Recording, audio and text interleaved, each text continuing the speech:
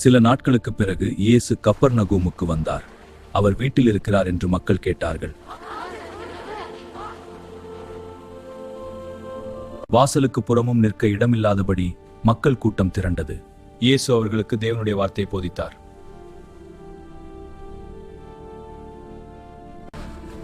அவனை இயேசுவிடம் கொண்டு போனால் அவர் குணமாக்குவார். வாங்க, நம்பிக்கை இழக்காதீர்கள். 4 நண்பர்கள் திமிர்வாதக்காரனை ஒரு படுக்கையில் சுமந்து இயேசுவிடம் கொண்டு வந்தார்கள். ஜனக்கூட்டத்தினால் உள்ளே செல்ல முடியாததால் அவர்கள் வீட்டின் மேற்கூரையை திறந்து அவனை கீழே இறக்கினார்கள். இயேசு அவர்களின் விசுவாசத்தைக் கண்டு திமிர்வாதக்காரனை நோக்கி பேசினார். உன் பாவங்கள் உனக்கு மன்னிக்கப்பட்டது. வேதபாரகர்கள் தங்கள் இருதயத்தில் பாவங்களை மன்னிப்பவர் தேவன் ஒருவரே என்று சிந்தித்தார்கள். இவன் தேவதூஷணம் பேசுகிறான். உங்கள் இருதயங்களில் இப்படி சிந்திக்கிறது என்ன?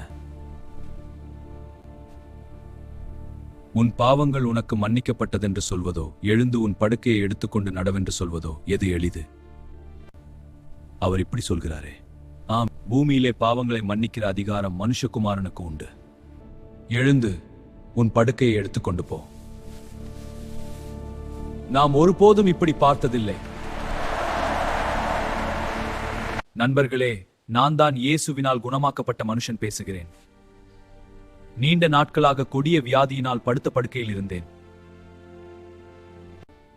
என் நண்பர்கள் என்னை இயேசுவிடம் தூக்கி கொண்டு போன போது இயேசு என்னை பார்த்து, உன் பாவங்கள் உனக்கு மன்னிக்கப்பட்டது என்றார். என் பாவம் மன்னிக்கப்பட்டதையும் என் வியாதி சுகமானதையும் உணர்ந்தேன்.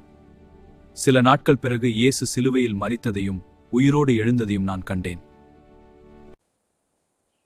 அவரே தேவகுமாரன் என்றும் தேவன் என்றும் அறிந்தேன்.